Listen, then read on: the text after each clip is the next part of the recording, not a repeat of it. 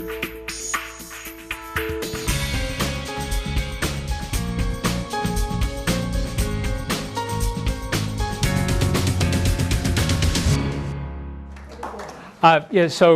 name is Richard Howe, Dick Howe.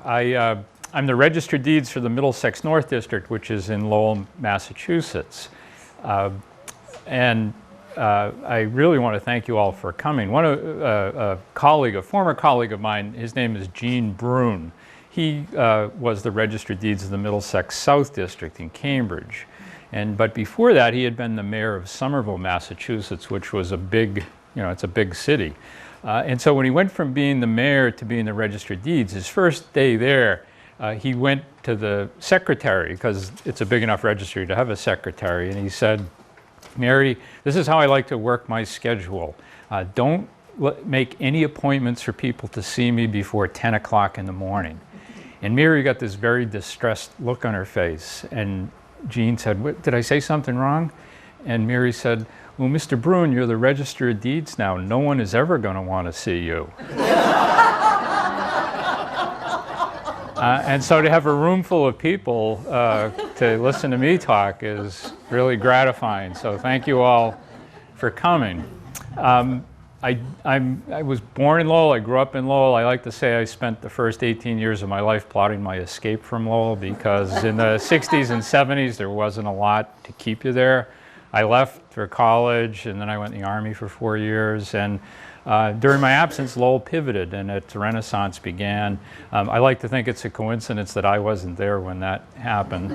But I've really kind of fallen in love with the city, and that's a lot of my focus. I do a lot of talks on Lowell history, and I'm going to blend some of that in here, hence the second part of the title, its context in colonial America. And we'll have plenty of time at the end for a conversation, for any questions you might have. I suspect there's some of you in here who have these nuggets of information about this topic that I'd be really delighted to hear from. That's my email address. I'm on social media. If anybody's on Twitter, you can follow me and I'll reciprocate. And I have some business cards over here if anybody wants more of that. Let me just tell you a little bit more about me at first. This is the building I work in. It's the Superior Courthouse in Lowell, and it's where the Registry of Deeds is housed. And you're all interested in history, otherwise you wouldn't be here, so I just share a quick story about it. This was the original Superior Courthouse. It was built in 1848. Lowell didn't come into existence until 1826. There were people that lived there long before that, but that's when it got its charter as a town. In some ways it's probably a lot like Nashua. It was the cotton and textile industry that brought Lowell into existence, and with all that industry there was a lot of litigation. So this is the first courthouse. And this is a picture of it in 1894, the Labor Day parade right across the street. And that's in the exact same spot as the first building I showed you, this one. And when they decided to build a bigger courthouse, what they did was they moved that first building backwards. So let me... What street is that on? It's on Gorham Street. It's right near the end of the Lowell Connector. Yep. So they took this building, they dug underneath it, they used beams to hold up the 3-story brick building. They used 800 jacks to hold it up. And then they used other jacks that they placed perpendicular to the side of the excavation, and they pushed it. And the newspaper article that reports on it says that the progress of the building was so slow and steady, just an inch an hour, that work continued uninterrupted in the Registry of Deeds as the building traveled to its new home. As you move along. So you know that this was in an era before OSHA. But we're getting a new building on this coming Thursday. Governor Charlie Baker, our governor, is coming to Lowell to break ground on this new judicial center in Lowell, and it's expected to take just under 3 years to complete. This is right near the Lord Overpass, the train station, if any of you know it. Thorndike Street? Thorndike Street, yeah, and it's The guys who founded Lowell, the industrialists, were big fans of Alexander Hamilton. And so this canal that runs right in front of this site is called the Hamilton Canal, and they named it for Alexander Hamilton. And I keep telling people, we got to take advantage of that Broadway musical because, you know, you can get a lot of mileage out of Alexander Hamilton these days. So I'm the Registrar of Deeds. It's an elected office. I was elected in 1994, so I've been there for 21 years, I think. Before that, I'm also an attorney. I think this is my 30th anniversary of passing the Massachusetts bar. I'm also a member of the New Hampshire Bar Association, but I'm on an inactive status because of my position.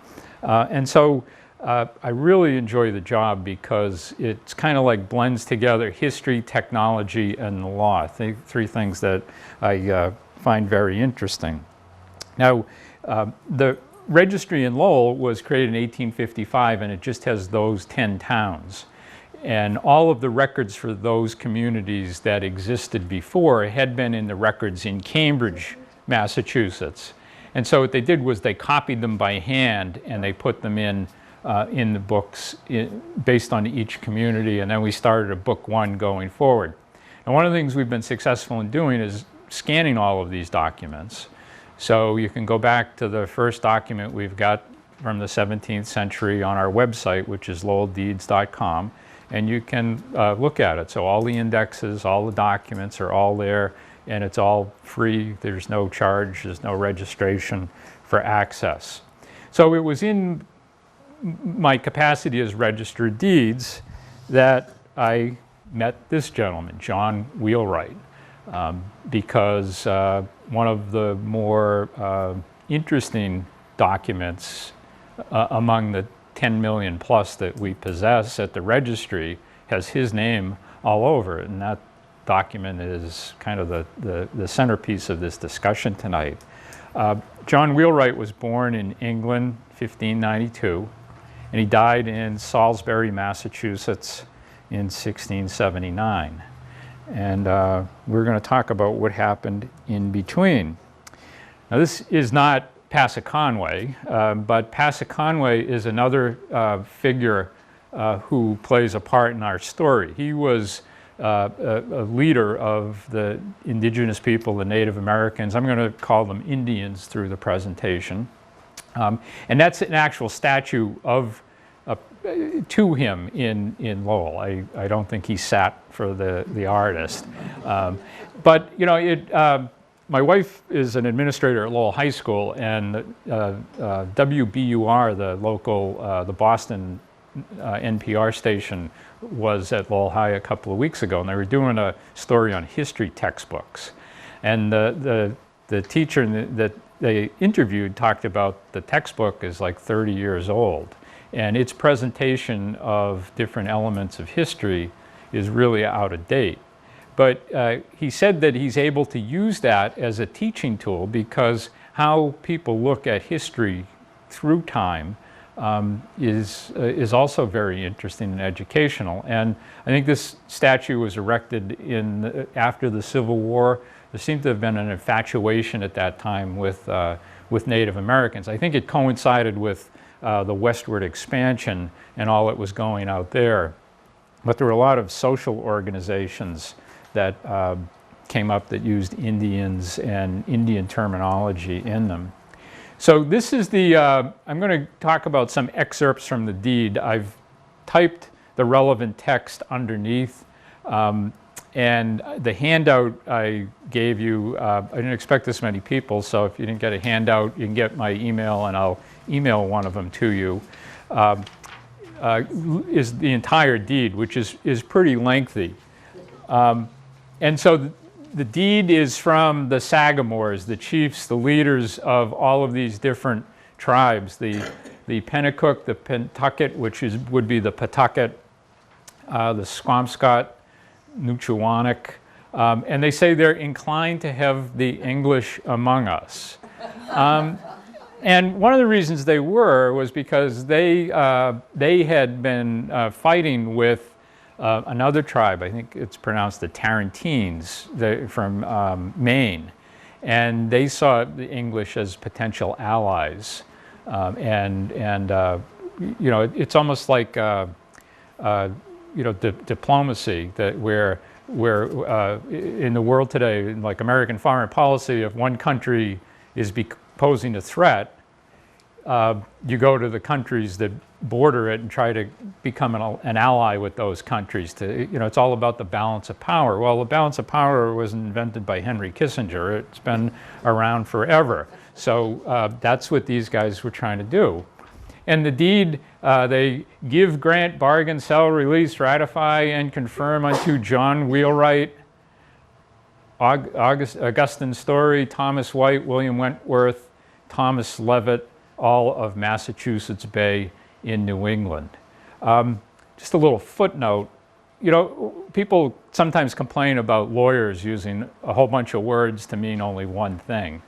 And one of the reasons that's done is in England, in medieval England, where our law developed, the language of the lawyers was French, but the people spoke English. And so, like devise and bequeath, they use the English word and the French word in the same sentence to be inclusive. So that's where the kind of give, grant, bargain, sell, they all basically mean the same thing. But that's one of the reasons they use it all the time. And this is what the land the deed covered. This is Lowell down here, Salisbury, Somersworth, and Manchester. So it was this huge amount of territory. And let me just see if I can find the actual description. All a part of the mainland bounded by the river Piscataqua and the river Merrimack, that is to say, beginning at Nuchawannock Falls in the Piscataqua River, which somewhere up here, and down the river to the sea, and along the seashore to the Merrimack River, and then the Merrimack River to Pawtucket Falls, which is in Lowell. And then it goes north. So, and then somewhere, and it says, within said bounds is also the Isle of Shoals, so called by the English. So that was included in the conveyance. So it's this huge amount of property. And that was what was covered in this deed. And the deed was dated the 17th day of May, 1629. I said to somebody when I got here, the most valuable course I took from kindergarten through graduate school was typing, my freshman year, which happened to be at Bishop Girton right down the street. And I could type 60 words a minute on a manual typewriter. And so I'm a really good typist. That stuck with me. But on the deeds I gave to you, the one thing I messed up was the date, 1629. I typed 1692. I inverted the two legs. So when you go through, luckily I caught it. So I went through and changed it all with pen. I had already assembled all the handouts. I didn't want to redo them. But it's 1629. Remember that date, 1629. We're gonna, that's very relevant. It's also very early. There it is. And the reason that date is relevant is because it's dated 1629, but Wheelwright didn't come to America until 1636. So he wasn't here. But we'll get into that. That's what makes it an interesting story. And it's always been kind of a delicate topic. There's a lot of controversy that surrounds this deed. And that math problem is the cause of it. For instance, the History of the Town of Hampton by Joseph Dow. He writes, Wheelwright came to America in 1636. Whether for the first time or not, we do not pretend to decide. Now, it's if, he might have gotten, taken a taxi to Heathrow Airport and jumped on a Virgin Atlantic flight to Logan and run up to, to his real estate closing and then get back to England before anybody missed him. This guy, Charles Bell, is Wheelwright's biographer, and he's very sympathetic to Wheelwright. He doesn't have a chapter about the deed. He has almost the full 1/3 of the book. The Wheelwright Deed of 1629, was it spurious? And he lays out kind of the arguments for and against. And he starts naming all these very prominent people, Honorable James Savage, John Farmer, Esquire, Reverend Dr. John Whitten. They all say the deed is inauthentic, that it was some kind of a forgery or a fraud. But Mr. Bell lists an equal number of very prominent people who say that it was not, it was genuine and it was authentic. In the 8 years before I became Register of Deeds, I practiced law, and most of what I did was criminal defense. And most of my clients were guilty, but some of them were found not guilty. Some of the ones I thought were not guilty were found guilty. And it's because a trial is a clash of two competing versions of facts. No one knows for sure what happened. And so a trial becomes kind of an attempt to persuade people that my view of facts was superior to the prosecutor's view of facts. And that's really what historians do. There's not a set history of what happened through time. It's constantly being reinterpreted as new evidence is discovered, or as new ways of looking at the past evolve. And so what these guys mostly point to, well, obviously the most compelling piece of evidence is John Wheelwright didn't come to America until 7 or 8 years after this deed was executed. But there's a lot of other names on the deed. And what you find is that they were trying to track down all of the people who were purportedly witnesses to it. Where were they when this deed was signed? And so the question is it genuine or a forgery? My view is it doesn't really matter. And one of the reasons it doesn't really matter is what I'm going to talk about as I go through the presentation, partly from a legal perspective, but also from a historical perspective. So let's talk a little bit more about John Wheelwright. He's born in England, 1592. He goes to college. He's ordained a minister. He went to Cambridge University. He was on the wrestling team. Did you know that they had wrestling teams in the 16th century England? 1621, he marries Mary Storr. They very quickly have 3 children. Mary dies in 1629, and he remarries almost right away because he needs somebody to help care for these children. He marries a woman named Mary Hutchinson, and they have 3 children from that marriage. So there's 6 kids in all. And now Wheelwright was more Puritan in his religious views. And this is a time where the Anglican Church was ascending in England. So it wasn't a good time to be a Puritan.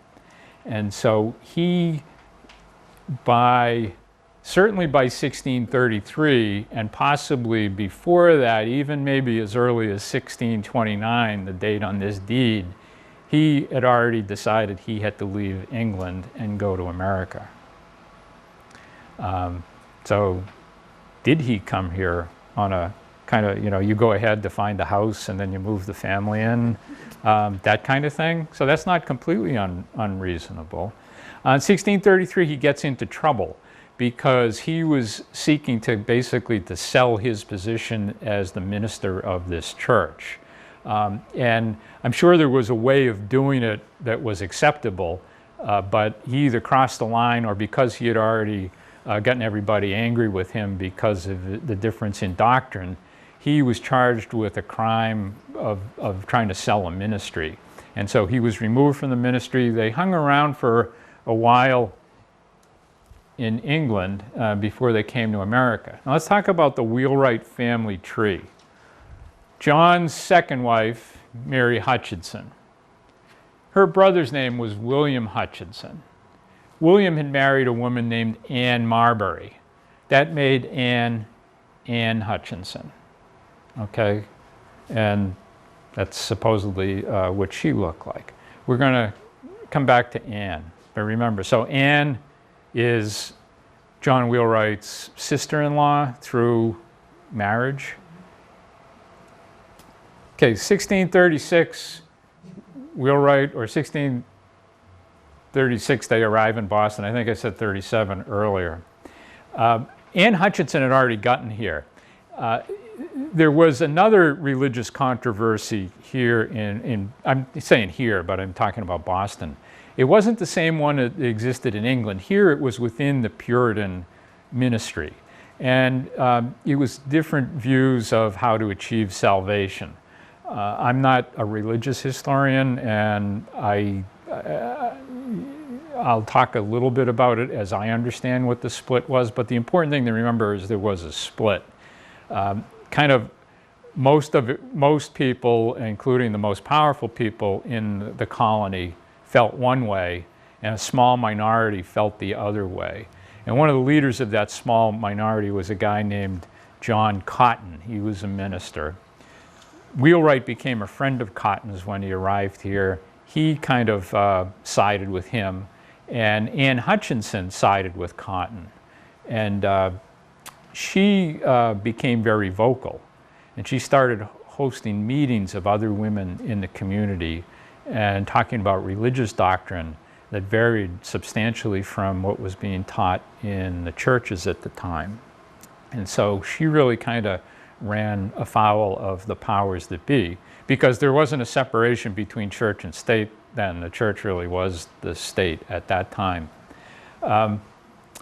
So the governor of Massachusetts, John Winthrop, sees that the pot's boiling, and he says, okay, we're going to time out, we're going to take a fast day, we're all going to go to church, pray, fast, not eat, and we're going to try to work out our differences. Well, Wheelwright gives a sermon at his church that day that turns out to be very inflammatory. And so he's charged by the government of the colony with sedition and contempt. They charge Anne Hutchinson similar crimes. Cotton didn't get charged because as much as he was like the brains behind this way of thinking, he also was a diplomat. And so and none of the other ministers wanted, they liked Wheelwright, they liked Cotton, they didn't want to harm them, but they didn't want them being blasphemous, I think, or heretical. And so Cotton backed off. He kind of said, okay, I'll quiet down. Wheelwright, that wasn't in his makeup, and so he did the exact opposite. And John Winthrop wrote about Anne Hutchinson, she was a woman of ready wit and bold spirit, which I would take as a compliment today, but I don't think that was the case in the 17th century. So they were both banished, which means they were thrown out of the colony. And this happened in the late fall. So they told Wheelwright, you don't have to go right now, wait till the spring when the weather improves, but just don't do any preaching. And he refused that. So they forced him to leave. And he came up to the Piscataqua River. And he really spent the winter camping, living in very crude conditions. Anne Hutchinson, on the other hand, went to Rhode Island, where she joined with Roger Williams, where there was a colony that was more open in its acceptance of people with divergent religious views. Putting on my trial lawyer hat, I would say that the fact that Wheelwright did not go with his in-laws to Rhode Island suggests that he already had a reason for coming to New Hampshire, and that reason could have been that deed from 1629. because there's a lot more to go to in Rhode Island. No offense, but there's a lot more to go to in Rhode Island than there was up there. So these are the three characters I was talking about. As I said, Cotton was rehabilitated. He was resumed to his good offices in Boston, but Anne Hutchinson and John Wheelwright. And it became known as the Antinomian Controversy. And I think the root of the controversy was that John Winthrop and the mainline ministers all said that salvation is achieved through good works during life from which you get grace from God. Whereas these three said, you get grace from God and what you do during life doesn't make any difference. I don't think they were saying, you know, giving everybody liberty to be wild and crazy. But, and to me, it doesn't, I don't know, it seems like an argument to have in a philosophy class, but because these people, it was really central to their lives. And I think one of the reasons that they reacted so harshly to it was, I think there in Germany in maybe 50 or 100 years earlier, there'd been this kind of split that ended up with a lot of deaths resulted from it. That people were fighting over the religious differences, and they didn't want that to happen here. Plus, they were kind of under the gun from England. That's why they left England in the first place. Yes? I think another thing is that with the Puritans or the, in Massachusetts with Anne, women weren't supposed to be preaching. It was the men who were the preachers, so therefore she was stepping out of her, you know, allotted place. Right, and so just, and this is being recorded for playback on Nashua cable TV, so there was a microphone around, but your point was that women weren't supposed to be sharing their opinions like on things like that back then. And I think that's kind of what Winthrop's comment was. And I think that because where else in the 16th century New England does a woman play such a prominent role in a controversy like that? I think it's pretty rare. And Eventually, I think she's banished from Rhode Island and flees to New York. Yes. Under the Dutch. Yes. She might have been somebody that was tough to get along with, but. So let's get back to Wheelwright. So he survives the winter, and he ends up founding the town of Exeter, New Hampshire. Now, when he did that, he actually had another deed executed for 10 square miles from the Indians to him. And the pro-fraud argument is that, well, if he already owned that land, why did he need another deed? And when I start talking about deeds, I'll kind of get into that. But that was the case. So I mean, that is an argument. So what happened was that sometime after he founds the town of Exeter and becomes its minister, Massachusetts asserts a claim that Hampton, that whole area, is part of Massachusetts. And because he's been banished from Massachusetts, he can't afford, it's too risky for him to stay there. So there's a settlement further up the coast in Wells. So he goes to Wells, and he becomes the minister in Wells. Maine was part of Massachusetts in that time frame. Well, I don't think so. I think it became part of Massachusetts, but it wasn't. It wasn't at this time, because if he's fleeing Massachusetts, that's why he went to Wells, is to get away from the people in charge of Massachusetts. He did very well there, and again, he was not somebody that was tough to get along with. Everybody in Boston liked him, but he was just very strong-willed. And so I think the sentiments that caused his banishment weakened in Boston. I think he had a fondness for a lot of the people in Boston. He wanted there to be a reunion. So he wrote to John Winthrop and asked for consideration for the banishment to be released. And Winthrop writes back to him and says, that's not a bad idea.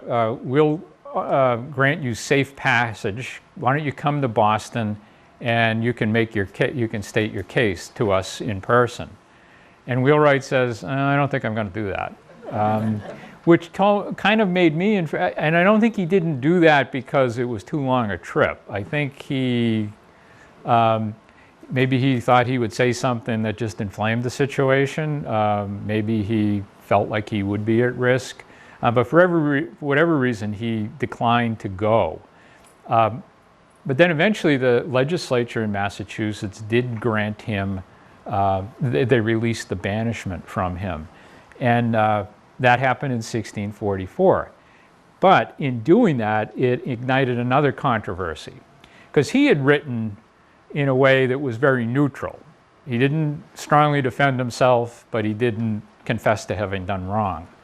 But the Massachusetts communication that lifted the banishment said something like, well, now that Reverend Wheelwright sees the error of his ways and has repented and has, withdrawn all these bad things he said, we release the banishment, which kind of outraged him because that's not what he said. And again, he's strong-willed, but he kind of just kept his mouth shut. So at the same time, somebody has published in England a book about the Antinomian Controversy in New England. And it was a unknown author, but the strong evidence is that it was John Winthrop who was the author. And he treats Wheelwright very, very harshly in this book. And Wheelwright still has family and friends in England, and so he feels very bad, upset that his reputation is being tarnished. So he writes a response to that, which gets published in England.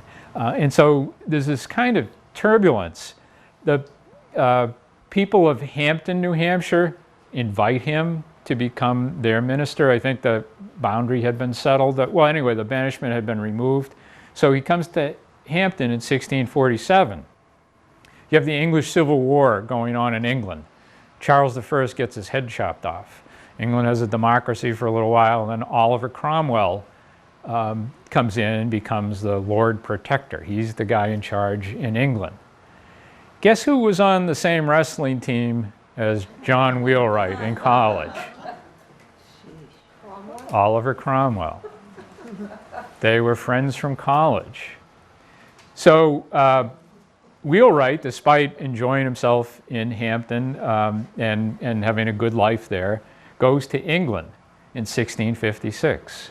And he's restored to his ministry in Lincolnshire, where he was before he came to America. He's with Cromwell. He's talking to him. He sends a letter back to the people at Hampton saying, oh, when I saw, my pal Oliver, I told him what a great place Hampton is, everything was going very well for him. But then Cromwell died, and Charles II ascended to the throne. And then the Anglican Church sort of crept back into power, and it became kind of untenable for Wheelwright to stay in England. So he returns to New England. Hampton has already hired a new minister, and so the people of Salisbury invited him to become their minister, which he did, and he remained there until his death in 1679. So he lived into his 80s. So that's so it's certainly an interesting life. All right, so the timeline. The deed purportedly is executed 1629. Wheelwright dies 50 years later. Nobody ever mentions this deed. Wheelwright never mentions it as far as we know. Nobody ever uses it during Wheelwright's life as a source of their title. Somebody else who owned the land never said, yeah, well, I got it from Wheelwright. And nobody ever talked about it until this case arose, Allen versus Waldron. It was in the Belknap County Superior Court up here, and it was a land dispute. In 1707, Allen claimed his title through a royal grant, that it was the king or somebody under the king that had granted him ownership of the land, whereas Waldron claimed it really through the Indians, and he started talking about this Wheelwright deed. The deed wasn't produced during the first trial, and the jury found in favor of Waldron. They found that his ownership of the land was superior to Allen's. Allen appealed. There was a second trial, and it was at the second trial that Waldron suddenly produces the Wheelwright Deed, this thing that's in the frame that you've got copies of. And he said it was found in the ancient files in York, Maine. Well, York is the county where Wells is located. Wheelwright had been there. Wheelwright's son lived there. Wheelwright still had family in York. So, I mean, there's some logic to it having been there. And then in 1729 is when a copy of it was recorded in the registry for Cambridge. And I think it was recorded there because that covered Middlesex County, Massachusetts, which would extend up to Dunstable, Chelmsford, and Dracut, which would all be part of that grant. So let's shift over to real estate law a little bit. Oliver Wendell Holmes, the famous U.S. Supreme Court judge, said it about another part of the law, but applies to this too. On this point, a page of history is worth a volume of logic, which to me means this doesn't make any sense unless you understand a little bit of the history behind it. And that certainly is true for real estate law. So in medieval England, which is where our property law came from, if you own property and you wanted to transfer ownership of it, you went out to the land with the new owner, you reached down and picked up a twig, and you handed the twig over to the new owner. And that handing over symbolized the transfer of title, or they call it season was the word, but think title. So when you come walking into the Registry of Deeds, it's because you've just paid off your mortgage and you come in and say, I want the title to my house. Well, there isn't a title. The title is an opinion about who owns the land. It's this kind of notional thing of who owns it. And so in England, in medieval England, you actually went out on the land and you handed over a clump of dirt or a stick from the land.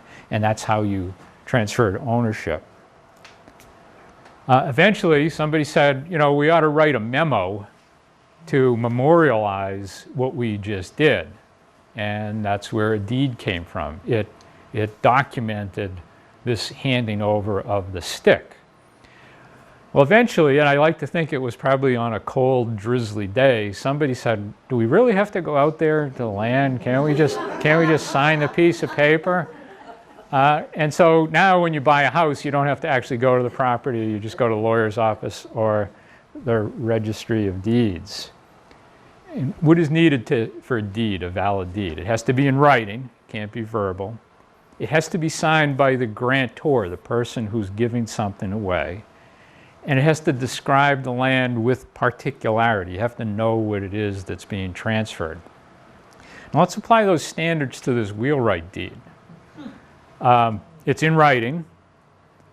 It's signed by the grantor, and we'll get into the signature, but the grantor, again, is the people giving it away. It's the Indian chiefs. They're giving it away. They signed it. And it certainly describes the land with particularity. It's along this river and this sea coast and this river. And so it kind of passes muster in that way. But the grantee really doesn't have to be there. The person getting the property. And there's an asterisk after that. Let's get to this part. The transfer of title. What does it take in colonial America and in modern times to transfer a title? The deed, the piece of paper that's written, signed by the grantor and describes the land accurately, has to be delivered to the grantor, has to be physically handed over to the grantor, just like the twig was. To the grantee? To the grantee, right, thank you. But it has to be transferred, handed over with the intent to transfer title. So if we're at the Registry of Deeds and I'm not sure this deed is going through and I really have to use the men's room badly and I say, here, could you hold this for a minute? I'll be right back. And you're the buyer of the property. Just because I handed it to you doesn't mean you own the property now. I didn't have the intent for you to transfer a title to you. I had to use the restroom, right? So I have to give it to you with the intent to transfer it. you don't have to give it to the grantee. You can give it to an agent of the grantee. When you buy a house, I don't think you touch the deed. Your lawyer takes the deed, and your lawyer records it at the Registry of Deeds, and sometime after that you might see it. So, could it be that Wheelwright bought the property through an agent, in which case he wouldn't even have had to have been in the same continent? You would see the deed transferring. You wouldn't touch it. You wouldn't have to be there. If you're buying property, you don't have to be there. I think probably what I'm confusing is, in this day and age too, we deal with copies. So that's where you're talking about the original, or as opposed to a copy. Because Yes. now you can't transfer title without that deed. Yes, right. So, I mean, that's where I'm saying I'm not worried about proving the case whether it's a forgery one way or the other. But I'm just, as we're going through this journey of this story, I'm pointing out things that I would use as evidence if I was representing Wheelwright in this case. One thing I found interesting, at the end of the deed, after the grantors have signed it, there's a thing that's called a memorandum, and it says, on the 17th day of May 1629, Wahanganoit, did on behalf of himself and the other Sagamores deliver quiet and peaceable possession of all ye lands mentioned in ye written deed unto the named John Wheelwright. That's not something that is in a modern deed. The delivery, a specific statement that you've delivered possession. So I think that's kind of like a bridge from the days of going out and handing over the twig. The twig is delivering possession of the land to the buyer. Today, we accept that handing over the deed delivers possession to the buyer. But in the 17th century, I think that they were saying, yeah, we actually went to the land and we delivered possession to them. That's what that memo at the end is about. Now, the Registry of Deeds is really pretty simple. We take in documents, we create an index to help you find them, and we stay open to the public. Back then they used quill pens, today we use scanners and computers. But the law of real estate developed in medieval England, but the law of recording documents developed here in New England and actually migrated back across the Atlantic Ocean to England. And these are 4 characteristics that are relevant to this discussion. One is you record the entire document. You get the deed, you bring it to the Registry of Deeds. We don't have like a master index of properties and scratch out the name of one owner and add the name of another. We copy every single word on that page. And again, if it was in 1700, we would sit down with a pen and copy it. Today, we just scan it. And one of the reasons for that is in colonial New England in 1629, 1637, there really wasn't a safe place to keep an important document. Houses often burned, be it because there was a raid from somebody hostile to you or because your chimney caught on fire. And so there was a risk that important documents would be destroyed. And so by putting an official copy in a government office, it safeguarded those documents. 2 is that a document must be acknowledged by a public officer, like a notary public. This deed was not, so that requirement might have come in later. And that's to minimize the risk of fraud. That we will not record a deed today that has not been notarized, where a notary public has said, yes, I acknowledge that the person who purports to sign it did in fact sign it in front of me. That's to prevent fraud or to minimize the risk of fraud. Title passes with delivery of the deed even if it was not recorded. So if this deed was authentic and the Indians gave it to Wheelwright or his representatives, ownership passed. If you buy a house today and the seller hands you the deed and you take it and you bring it home and you put it in your desk drawer, you still own the property. Ownership has passed to you. But then you have this fourth thing, recorded documents get priority over non-recorded documents. Let me illustrate that with a modern example. You bought the house, you bring it home, you put it in the drawer, I don't trust registries of deeds. I don't trust the government. I'm not going to put it in a government office. I'm just going to hold on to the deed myself. The seller might not be an honest, the seller might not be an honest person. So he's giving you a deed. How do you know he's not going to give somebody else a deed to the same property? Because a deed is just a piece of paper with writing on it. It's not a unique artifact. So the seller sits down, types up a new identical deed, except it's to somebody else, signs it, delivers to that other person. Between the first buyer and the second buyer, the first buyer would win because they got their deed first. But in this scenario, the second buyer goes right to the Registry of Deeds, records his document. He wins against the first buyer because he recorded the document first. That's another reason why I said it really doesn't matter whether the Wheelwright Deed was a forgery or not. Because if it never got recorded, or it didn't get recorded until 1707, anybody that transferred the land covered by that deed from 1629 to 1707 wasn't bound for it. The Indians could have been sold the land to other people. And they would have had a superior right because Wheelwright did not record this deed. So that's a little... Place where you would record the deed? 1629? Yeah, it would have been in the...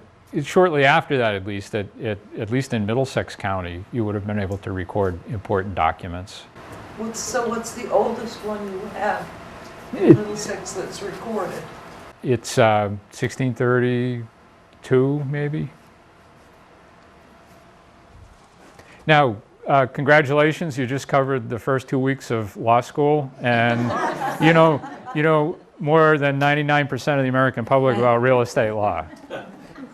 Let's move on to something more interesting. Pictographs. If you look at the deed, I remember I made an allusion to it being signed by the grantors, the Indians. They didn't write in the English language, so they used symbols to represent themselves. And those symbols are called pictographs. And this, I actually use this concept of pictographs all the time today because a signature on a document, in Massachusetts at least now, is any mark, could be a sound, symbol, or the electronic equivalent constitutes your signature. Now, 30 years ago, you had a passbook savings account at the bank and you wanted to take money out. You went to the bank and you signed a withdrawal slip and they gave you the money. Today, how do you get money out of the bank? I still have one of those. You go to the ATM, right? Do you sign your name anywhere? Yes, I do. At the ATM?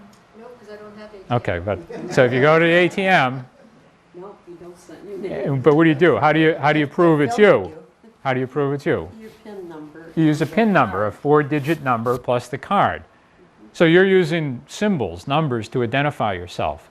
If you're incapacitated, if you've got terrible arthritis and your fingers are all curled up and you can't write anymore, the law allows you to make an X on a document. That is your signature. And if you can't even do that, you can ask somebody else to make your signature for you. That's a legal signature. And so we're doing a lot of electronic recording today at the Registry of Deeds where things come to us electronically. And the next step of that is electronic signatures, which is not like what you do at Macy's when you sign your signature on the panel. It's some kind of alphanumeric thing that represents you. And when I talk to other lawyers about it, they're like, oh, no, you need a signature.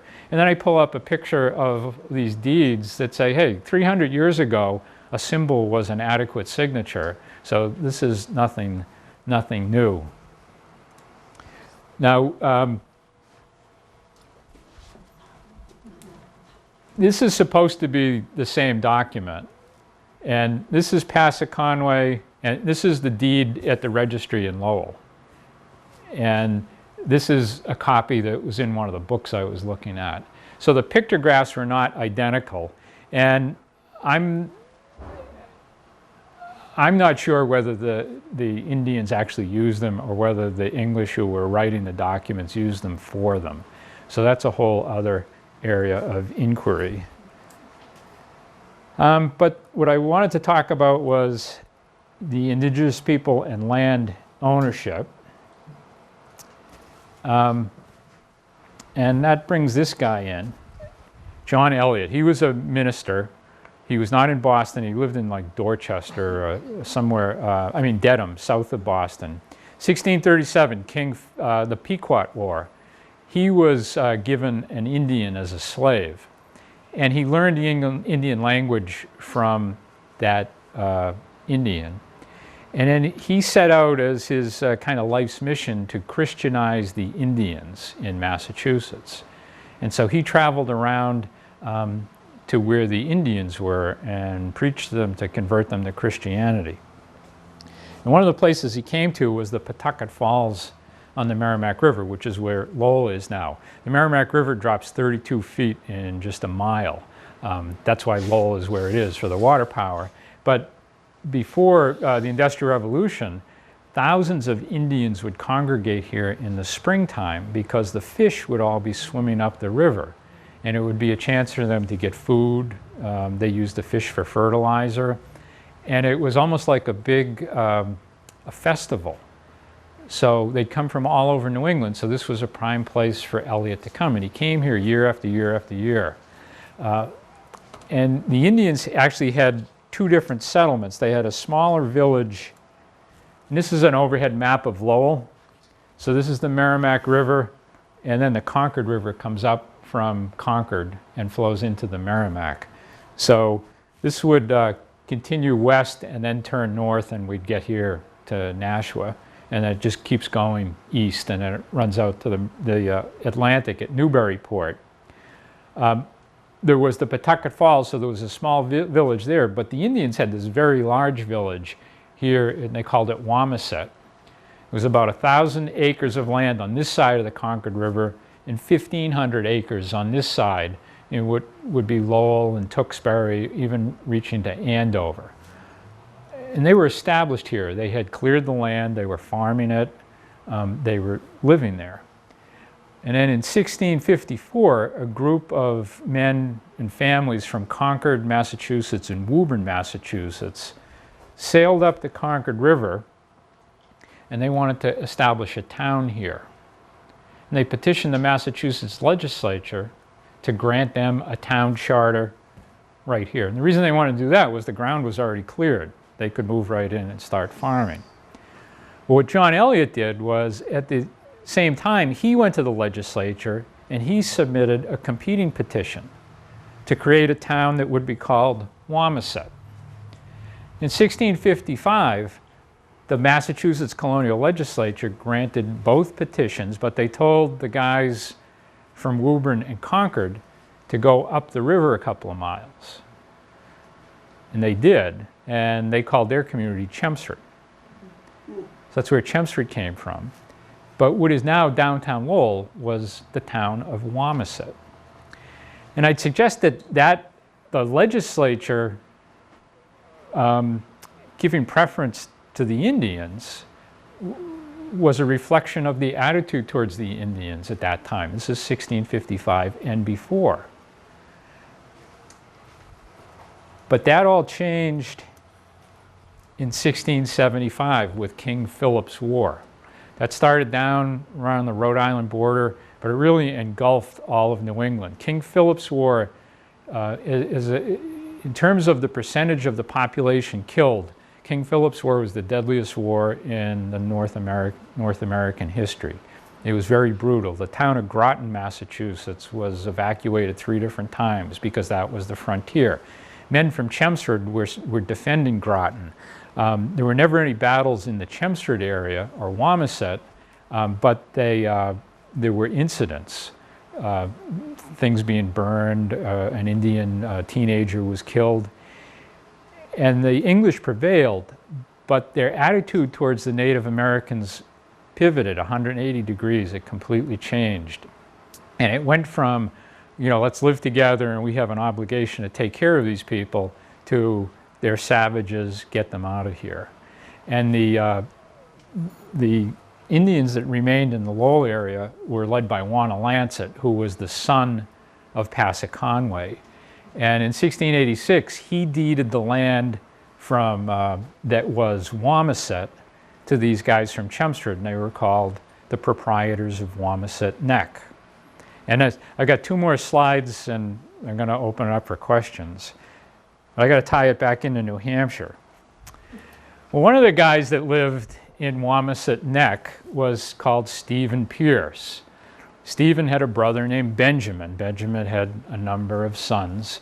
Benjamin died at a very young age, and his son Benjamin was only 6 years old. So Benjamin Pierce Jr. went to live with his uncle Stephen Pierce in Wamiset. And his house, any of you seen where Cross Point is, the Wang Towers? It was like 2 blocks from that. That's where they were living. Stephen Pierce was an able person. You could tell that politics was in the gene pool. So the people of Chelmsford elect him to be their representative to the legislature. He shows up in Boston and says, I'm here to represent Chelmsford. And they say, where do you live? And he shows them. And they said, you don't live in Chelmsford. You live in the town of Wamiset. And he left. They wouldn't let him see. So the people in Wamiset stopped paying taxes to Chelmsford. And that made the people from Chelmsford petition the legislature to annex Wamiset to Chelmsford. So I had a conversation with somebody here who said, and I think you get part credit, that before it was Lowell, it was Chelmsford. That's partly right, but before it was Chelmsford, it was Wamiset. And then eventually in 1826, it became Lowell. Now, of course, that young Benjamin Pierce, who went to live with Stephen Pierce, went off when he was a teenager to join the Continental Army and fought heroically throughout the Revolutionary War. And he came up here, and I believe he became the governor of this state. And then his son, Franklin Pierce, became president of the United States. It's the only one from New Hampshire. So, see, all things track back to Lowell. And so that's all I've got. I'd be happy to, and we're going to pass the microphone around, so, yes? In all of this, was that deed actually used in any way? Did it actually influence purchases or sales of land, or is this all hypothetical, basically? No, it actually turned out to, in that Charles Bell's book about, I find the most compelling argument is he says all of the people who were closest in time to this deed treated it as authentic. So throughout the early and mid 1700s, people in New Hampshire were buying and selling property, citing the Wheelwright Deed as authority for it. And what Bell's point is that it was only in the 1800s that people started claiming it was a forgery or fraud. So I'm glad you asked that question, because I forgot to mention it. So there was almost like this 100-year period where nobody questioned it. Everybody treated it as authentic, and they treated it as a source of title. Yes? Presumably in all of these transfers of title, presumably in this transfer of title, I don't know if this is wrong. Oh, just go ahead and ask the question. There had to be some monies or wampum, or how, in other words, how did they exchange land for what? Well, and the term is consideration. What was the consideration? And the deed, it said it was for a winter coat for Passaconaway. That was but remember, the part, and it does say that, but it said they wanted the English there. So the consideration doesn't have to be a dollar amount. It can be something else. So there was an exchange of things of value. just very difficult to trace back what it was. Right, Yeah, yes. okay. Thank you. Yes, ma'am? During the controversy over whether this deed was legit, did anyone go back and interview the Indians about whether they signed and they knew what they were signing? See, they weren't around. It wasn't discovered till 1707, which in a way kind of weighs towards the forgery part of it. And one point I want to make is I certainly don't, if it's forged, I don't think that Wheelwright was the one that did it. So it was somebody, so you have that suit in 1707, and if you're unscrupulous and you want to manufacture evidence in support of your side, you forge a deed involved a bunch of people who are all dead, who can't deny it. So that's one thing. I didn't want to leave you with the impression that I didn't want to disparage John Wheelwright's character because he seemed like a fine person. So I don't think anybody suggests he's the one that forged it. It's just that somebody did, and they used his name to justify it. Yes. So it may not matter if it was a forgery or not, but what is your opinion? Which side do you come down on? I think it's authentic. The biggest hang up I've got is him being in England, and some of his supporters make it seem like I joked about the Virgin Atlantic flight, but they're not too far away from that. But it's just that kind of all the circumstances around it. I think it add to its authenticity. I think and another thing is don't compare the procedure then to what we're using today, because this was like wide open spaces, and there's some thinking that the king gives the grant. Well, the people that are here because they didn't get along with the king, right? So they don't think much of that, and so the guy that's getting the grant is a pal of the king's, so they're not impressed with that. And they, I think, sincerely felt there was some moral obligation that the people who are living there, the Indians, have some rights in it. And so it wasn't clear how you conveyed, who owned it in the first place, or how you conveyed it. And if you kind of put this document in that kind of cloud of uncertainty, I think it seems a lot more genuine.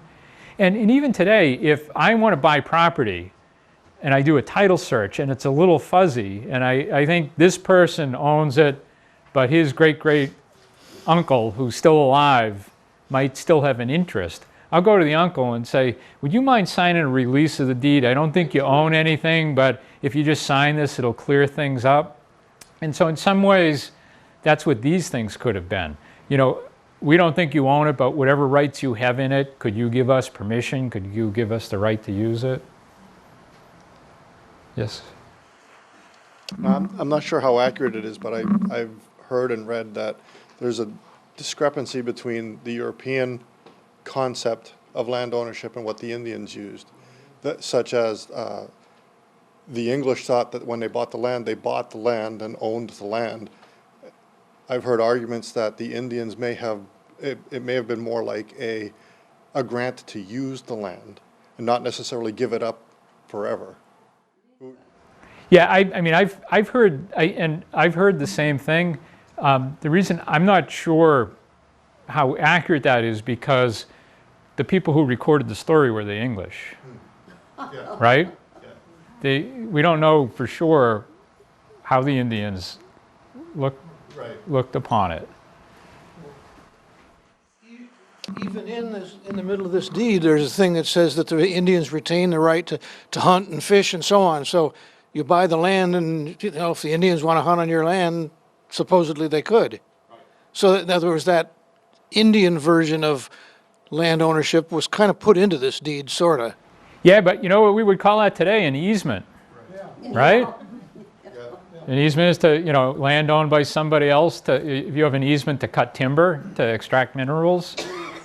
So, yeah, I mean, I think your observation that it kind of blended them in together, that it can be compatible. The Indians' right to use the land, to fish, hunt, and live on was not incompatible with the English concept of ownership. Because again, you're not talking about a 10,000 square foot lot, right? You're talking about thousands of acres of land. Yes? So between 1629 and 1707, there are no deeds that reference the Wheelwright Deed? Is that correct? That's my understanding. So even though there were people, if the right was in here for someone to get 10 square miles, there were no recorded deeds? Well, so the 10 square miles was a later deed that Wheelwright obtained from, I think, from other Indians for the land in Exeter. You've got 10 square miles mentioned in this. Oh, yeah, what was, If others want to buy it. that's how big a township was going to be. So that was like a condition of the deed. So it was, because it's language about if other people come, they can use it, and if you're going to establish townships, it can't be either bigger than 10 square miles or something like that. But so that's actually what Wheelwright obtained in a subsequent deed, which I hadn't thought of it, but circumstantially that sort of supports this deed, because this deed sets 10 square miles as the size of a township. So when he was creating a township, he obtained a deed from the Indians for that same amount. And what year was that? Was it 1638? 1638. As an aside to Wheelwright's timeline, the state of Maine joined Massachusetts in 1650. Okay, thank you. So that was, and I think you said 44? Well, the banishment was released in 44, so at that point it didn't matter. But I didn't know. So I think the issue was, why did he go to Wells? Because Maine was part of Massachusetts, and so that didn't occur till 1650. Well, I don't want to prolong a discussion of real estate law because you've been terrific, and you have I'm standing between you and the refreshments. But I'm certainly going to hang around for a while, and thank you all for your attention.